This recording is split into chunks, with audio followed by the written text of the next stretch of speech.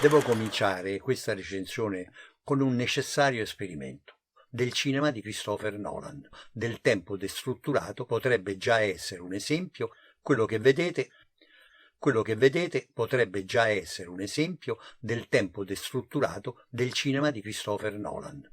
Questo è esattamente come lavora e come opera Christopher Nolan nel cinema, come opera attraverso il montaggio, perché il senso ultimo del suo cinema è un modo estremamente moderno di avvicinarsi a uno dei più antichi problemi del mondo, che è quello del tempo. Il tempo chiaramente è un grande interrogativo. Sant'Agostino diceva: io so che cos'è il tempo, ma se me lo chiedono non riesco a esprimere quello che io sento.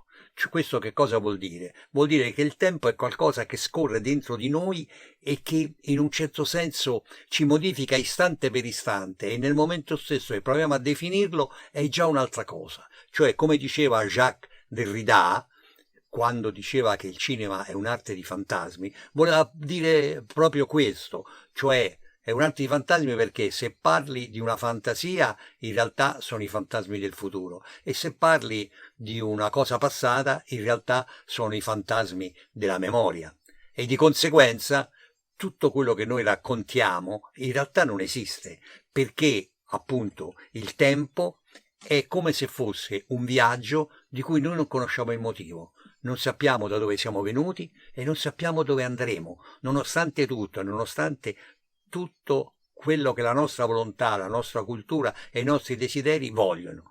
Quindi, proprio su questo fatto del tempo, Nolan gioca, e gioca proprio attraverso molti piani, perché dobbiamo ricordarci che il tempo innanzitutto nasce, alle prime osservazioni dell'uomo, nasce circolare, perché le stagioni ritornano, perché c'è la nascita, la crescita, la vita e la morte, perché noi vediamo il sole che sorge e tramonta. Quindi è chiaro che ogni mentalità primitiva non fa altro che riferirsi al tempo, e tant'è vero che il tempo in questa circolarità, Aristotele diceva, il cerchio è perfetto e tutto ciò che è perfetto è eterno, e quindi il tempo sotto questo aspetto è eterno. E infatti nella concezione antica del mondo, il mondo aveva come confine un immenso fiume, un immenso mare che gli fluiva intorno, e questo mare si chiamava Oceanos, Okeanos, e questo termine è un termine che viene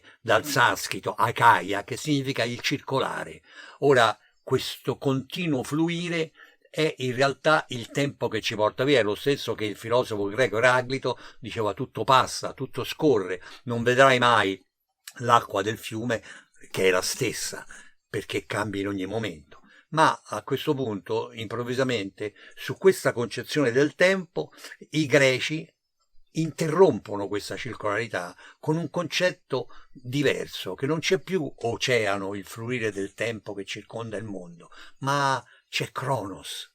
Cronos, che è il dio del tempo, il padre di tutti gli dei, ed è colui che mangia i suoi figli, il tempo che divora se stesso e che divora ogni giorno che avanza, e da questo punto il tempo perde la sua caratteristica di circolare e diventa una freccia, va sempre più avanti. Ora però questa freccia noi razionalmente, per cultura, soprattutto la cultura giudaico-cristiana, porta l'idea di questa freccia del tempo che avanza continuamente, ma in realtà dentro il nostro inconscio c'è ancora il tempo circolare, che si muove su se stesso come il serpente che si morde la coda.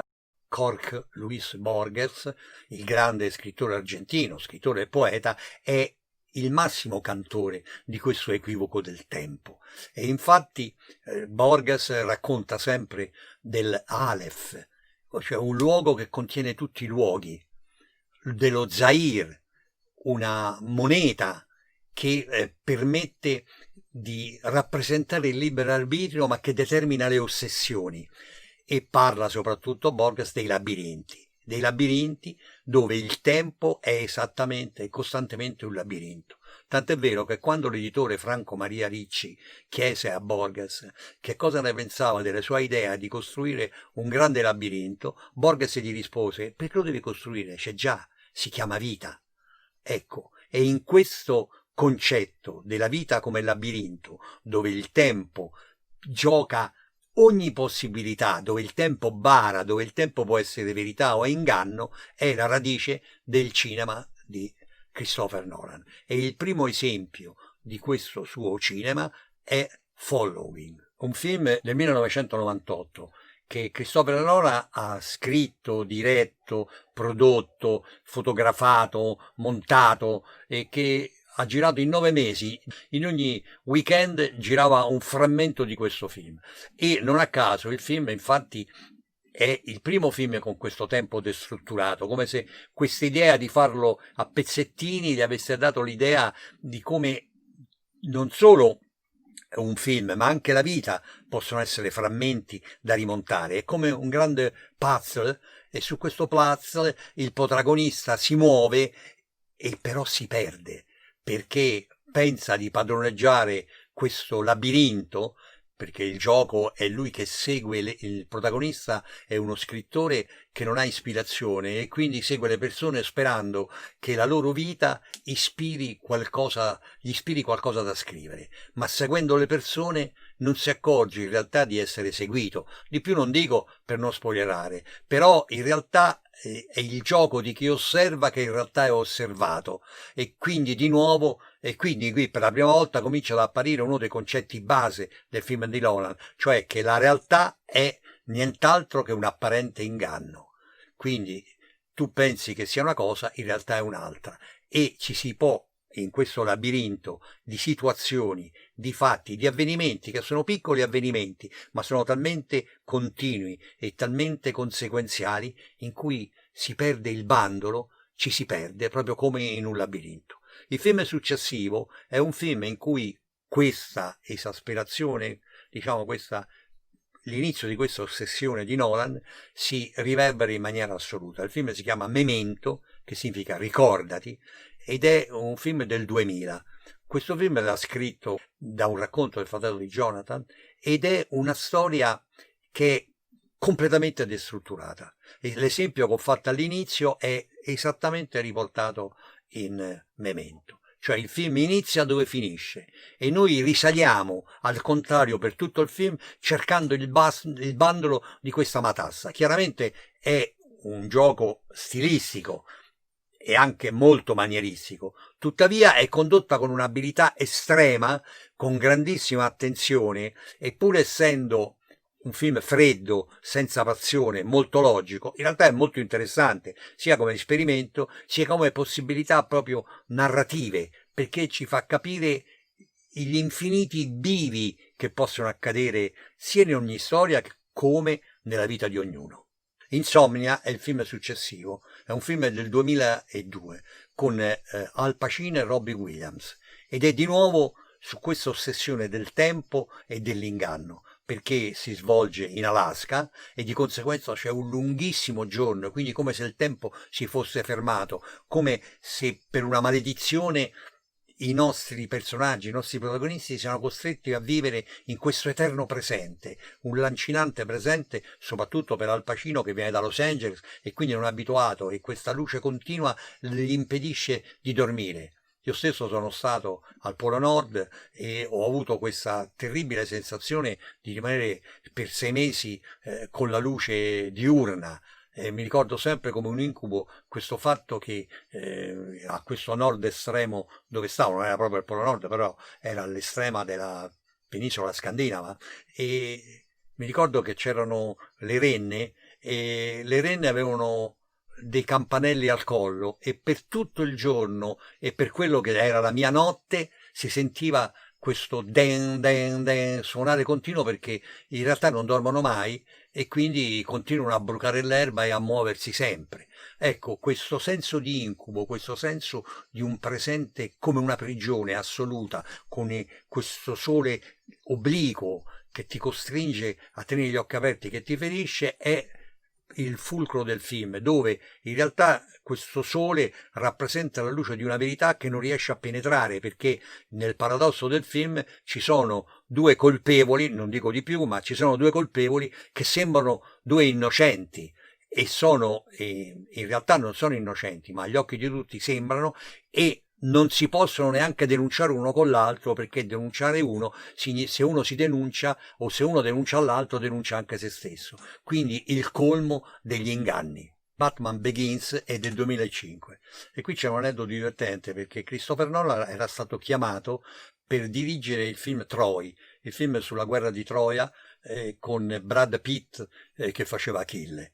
Ma lui invece declina questa offerta e dice che invece gli piacerebbe dirigere una riscrittura di Batman, questo improvvisamente, e racconta la sua idea, racconta l'idea di poter dare un entroterra, di fare un reboot di Batman e quindi di rinnovare completamente, diciamolo pure, la mitologia di Batman, conferendogli un aspetto molto, una situazione molto più moderna e suggestiva, molto più aderente ai tempi. Questo fatto affascina la Warner Bros. Che accetta, e quindi lui, però, per essere sicuro di comportarsi in maniera canonica rispetto al mito di Batman, si rivolge a David Goyer, che era un grande esperto di Batman, autore di fumetti, e insieme scrivono questo nuovo copione in cui però, al di là della storia solita di Batman, Nolan immette i suoi elementi importanti, cioè che cosa fa, che cosa immette? Immette di nuovo questo discorso dell'ossessione, l'ossessione che in realtà è il motore di ogni uomo, cioè cercare di realizzare i propri desideri è il motore di ogni azione umana, ma quando questo passa sopra ogni cosa diventa un'ossessione, quella che Borges chiamava lo Zair, cioè l'ossessione continua, come se fosse una maledizione che risale nel tempo e viene dalla notte dei tempi. Ecco, lo Zair di Bruce Wayne è quello di vendicarsi, e per vendicarsi deve assolutamente creare un giustiziere nella città che oramai si sta sempre più corrompendo, e quindi si mette in moto, si dà da fare, tutti quanti conoscono la storia, quindi possiamo parlarne tranquillamente, cioè raduna le forze di vario tipo, crea di nuovo la maschera, crea di nuovo anche questa armatura di questo moderno cavaliere, quello che sarà poi il Cavaliere Oscuro, e quindi proprio come un antico cavaliere si batte contro il crimine, contro la volgarità, contro la violenza, contro l'orrore, contro la corruzione. Ma che cosa accade? Ricordiamoci che questo personaggio è un personaggio di Nolan, quindi che cosa ha? Al di là dell'aspetto specchiato dell'eroe, in realtà l'ossessione che nasconde è il suo male oscuro, è il suo male oscuro che nelle puntate successive non tarderà a mostrarsi. The Prestige del 2006 è il colmo dell'ossessione. Il film è tutto un film sull'ossessione e tutto un film sul tempo e sul doppio, cioè quindi è un film completamente sugli inganni, perché poi riguarda la vita di due illusionisti, quindi due manipolatori della realtà che sono così abili da farla sembrare un'altra, ma in realtà le loro stesse vite e il loro stesso modo di muoversi nel tempo e nelle vicende che li riguardano l'un l'altro sono tutti questi esempi di doppiezza. Ci sono due vite, ci sono due alterni a loro, ci sono due taccuini di appunti, ci sono due donne, ci sono due destini, ci sono due fini, ci sono due finali, cioè è il tempo, è avanti e indietro, quello che può accadere, quello che è accaduto, quello che sembra che sia accaduto, quello che accadrà.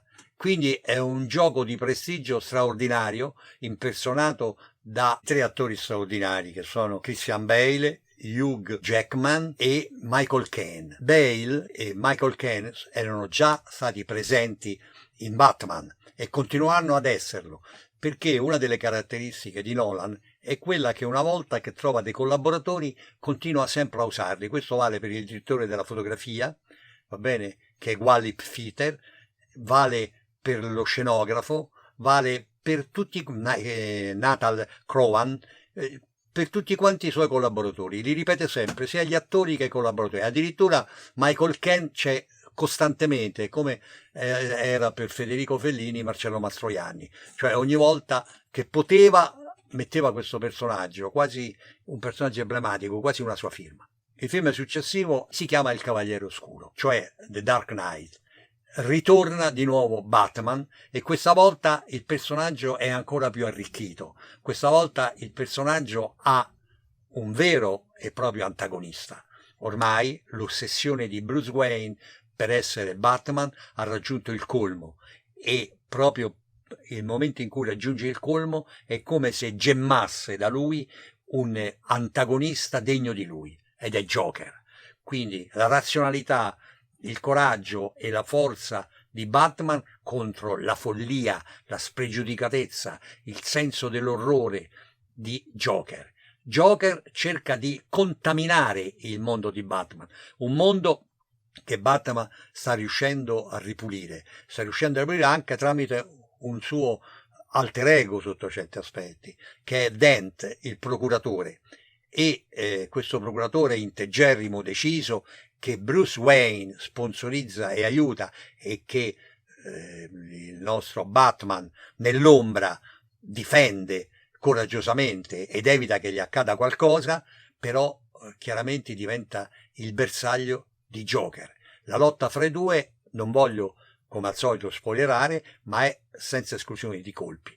Tutta la follia di Joker si scatena nei ricatti e nelle aggressioni più straordinarie ed assurde, condotta da un attore straordinario che purtroppo abbiamo perduto e che si chiama Heath Ledger. E questa volta, proprio da questo contrasto, il gioco degli inganni che ogni volta Christopher Nolan ci propone ha un risvolto inedito, cioè questa volta l'inganno è un inganno salvifico, è un inganno in cui per la prima volta, invece di nascondere una verità atroce, nasconde una verità reale, nasconde una verità bella, una verità pulita, però questa volta di nuovo l'inganno serve a difendere questa verità e quindi, come ho detto prima, è un inganno salvifico. Il film successivo, Inception, è finalmente ai confini del tempo.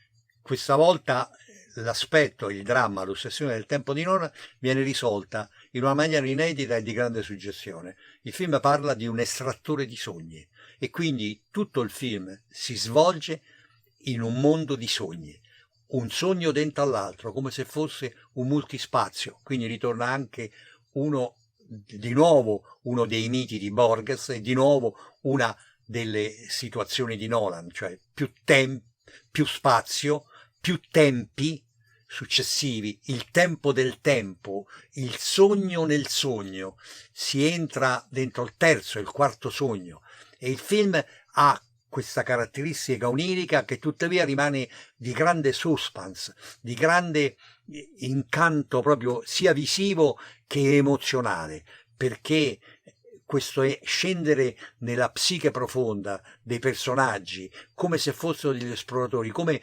i viaggi di Verne al centro della Terra, ha chiaramente una grande carica emozionale e suggestiva. E di nuovo in questo film c'è Michael Caine ed è il simbolo, a mio giudizio, della stessa realtà, perché poi fra tanti sogni e tanti incubi non sappiamo più qual è la verità. Lo stesso nostro protagonista non sa più qual è la verità, dibattendosi fra 3-4 livelli di sogno, dove è perseguitato non solo dal sogno in cui si trova, diciamo così, come clandestino, come abusivo, perché è il sogno di un altro, ma anche dai propri sogni che lo perseguitano. Quindi è come un cacciatore cacciato ed è una squadra che deve collimare l'una con l'altra, avventurandosi nella psiche dell'uomo che devono derubare dei sogni oppure al quale devono instillare i sogni. Nel 2012 Il Cavaliere Oscuro, Il Ritorno, è ancora l'ultimo film della trilogia di Batman e anche questa volta Nolan riesce a modificare e a suggestionare il personaggio e la situazione inventando, diciamo, un eterno ritorno, tutto il film si basa proprio su questo fatto che all'inizio Batman non torna, poi ritorna, poi va via, non voglio dire perché, ma ritornerà. E tutti i personaggi si comportano nella stessa maniera. Sono tutti personaggi che fuggono da un luogo, o da un luogo morale, o da un luogo fisico, tornano a incontrare Batman e poi sono costretti ad andar via, sono costretti a modificarsi, sono costretti a cambiare prospettiva e situazione.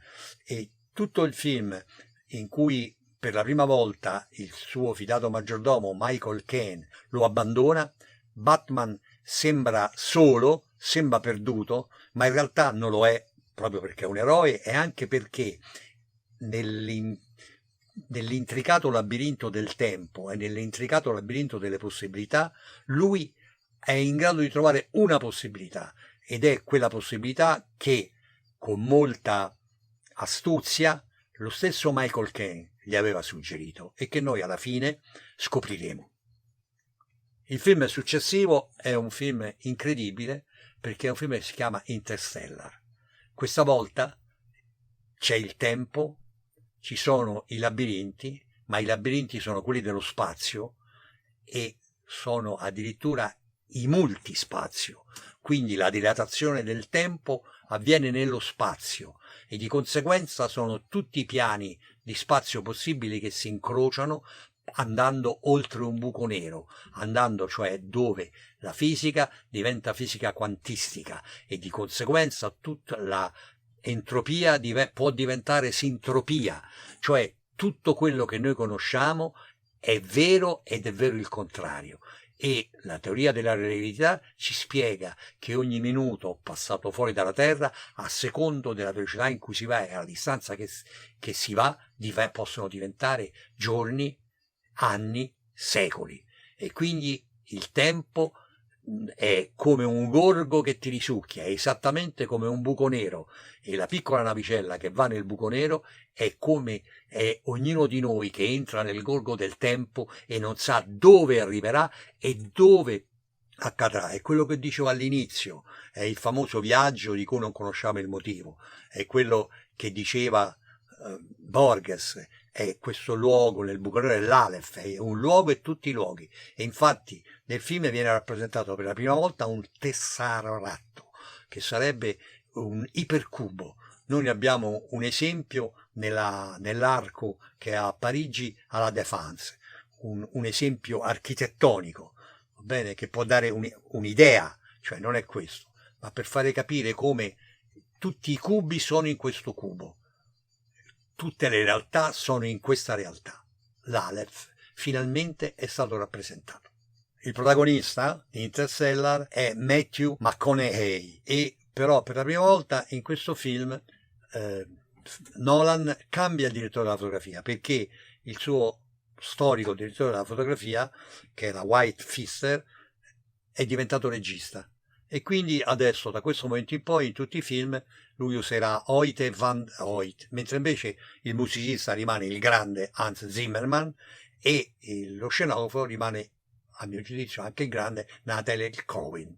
Il film successivo è Dunkerque ed è un film del 2017. È un film di cui ho già parlato, ho già fatto la recensione e la cosa che posso dire è, e quindi vi invito ad andarla a cercare e a ritrovare, ma la cosa interessante è che in questo film Nolan abbandona l'incubo del tempo, perché il film è tutto un costante e terribile presente sotto la violenza della guerra più feroce e più disperata. È il famoso salvataggio dell'armata inglese sulle spiagge francesi durante l'avanzata delle truppe tedesche, la fulminea avanzata delle truppe tedesche. E questo miracolo, perché in realtà di questa armata si riuscirono a salvare circa 300.000 uomini, è visto nella molteplicità dei personaggi, è visto nei frammenti di tempo che permettono ad ognuno di cercare la propria salvezza. Quindi è di nuovo un grande puzzle giocato tutto in un lunghissimo, eterno presente. E anche questo ha una sua suggestione. È un film che al di là della spettacolarità delle scene non è che mi abbia come ho detto, una recensione particolarmente entusiasmato, di cui però riconosco il grande valore tecnico e professionale, ma rispetto ai film precedenti questo, diciamo così, è più un film sotto certi aspetti, a mio giudizio, di maniera. Mentre invece c'è una grande attesa per il prossimo film di Nolan, che è già girato, che dovrebbe uscire, ma purtroppo con la faccenda del Covid, con la terribile situazione del Covid, viene costantemente rimandato. Sembra quasi un gioco alla Nolan, questo fatto di rimandare su rimandare, se non fosse per delle ragioni tragiche. Il film si chiama Tenet e già dal titolo presenta l'ambiguità e le suggestioni dei film di Nolan. Tenet infatti è una parola, è un palindromo, significa che si legge sia da una parte che da destra che verso sinistra che da sinistra verso destra. E questo già il momento che qualcosa è trapelato dicendo che forse si tratta di una spy story quindi come può funzionare avanti e indietro nel tempo, per cui c'è immediatamente una grande attesa e una grande suggestione. È stato parlato anche che la cosa riguardasse il quadrato magico, il quadrato del Sator, Arepo, Tenet, Opera Rotas, la famosa formula che è stata trovata per la prima volta a Pompei, graffita, e poi è stata graffita nelle chiese, è stata graffita in templi, in vari luoghi del mondo, e che quindi nessuno riesce a darne un'interpretazione reale, e al centro di questa quadrato magico c'è proprio Tenet, e Tenet fa quasi una croce perché si legge sia Tenet sia Tenet. Altra notizia invece tecnica che può essere molto interessante: i film di Nolan da un certo momento in poi, credo da Batman, sono girati con il sistema IMAX, e il sistema IMAX è un sistema molto suggestivo che può essere molto interessante. La pellicola scorre così davanti alla macchina da presa e con il sistema IMAX, che significa immagine massima, scorre per così.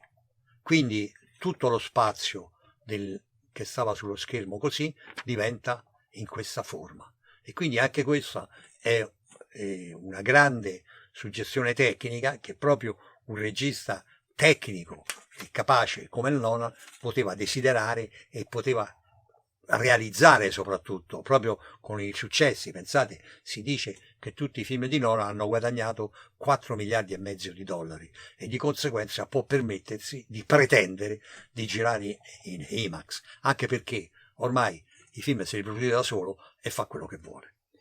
A proposito di Borges, dovendo parlare dell'aneddoto, vi devo raccontare una cosa di grande suggestione. Io ho avuto la fortuna straordinaria di conoscere Borges. Sono stato a Buenos Aires e mentre ero a Buenos Aires per lavoro ho conosciuto una ragazza che era una scrittrice, e questa ragazza conosceva Borges e mi ha portato da Borges, quando ha saputo che era il mio mito, mi ha portato da lui. Quindi sono stato in Calle Maipú 994 al 6° piano di questo piccolo appartamento di Borges, e Borges mi ha regalato la prima edizione dell'Aleph, edizione del 1949, e quindi è uno dei libri più preziosi. Abbiamo parlato di Borges fino adesso e io praticamente era come se fossi stato qualcuno che incontra Buddha, quindi emozionatissimo. E lui mi ha chiesto, cioè la mia amica ha detto, con un eccesso di zelo, che ero un famoso cineasta italiano. E Borges, molto tranquillamente, già non vedeva più, mi ha detto che cinema facevo, se era un cinema realista, perché lui ricorda che il cinema italiano era un cinema neorealista. E io ho detto, faccio un cinema, sì, talvolta realista, ma in realtà io vorrei fare un cinema fantastico. E lui mi ha detto che avevo ragione, perché il cinema non deve essere reale, ma il cinema deve occuparsi dei sogni, perché in realtà, e questo lo riconosce tutto Borges, la fantasia che cos'è? Ogni volta che noi immaginiamo cosa, che cos'è? La fantasia sono i sogni della mente, e quando ricordiamo qualcosa, che cosa sono i ricordi? Sono i sogni della memoria. E quindi il presente è il sogno che facciamo noi stessi su noi stessi, è una famosa affermazione di Borges che sogna se stesso mentre vive, e quindi dice che il cinema deve essere un cinema di sogni. Io chiaramente ho provato a fare tutte le volte che mi è stato possibile, ma purtroppo questo è un mestiere e quindi devo sopravvivere. Ogni tanto cerco di spacciare i miei sogni, ma i produttori molto più realisticamente, pensando al denaro, pensano a delle cose più reali e mi chiedono di fare cose reali. Ma il mio cuore continua ad aspirare, come ha detto Borges, di fare un cinema di sogni, perché il cinema è l'arte del sogno. E augurandomi che il Covid finisca presto e che l'arte del sogno ritorni, vi saluto. Grazie. Un avviso importante. Il produttore di queste video recensioni, Mario D'Andrea, vorrebbe inserire queste video recensioni in Rotten Tomatoes, ma per farlo ha bisogno di aumentare il numero degli iscritti. Quindi, se vi interessa quello che dico, vi prego per favore di iscrivervi al canale e di cliccare sulla campanella. Grazie.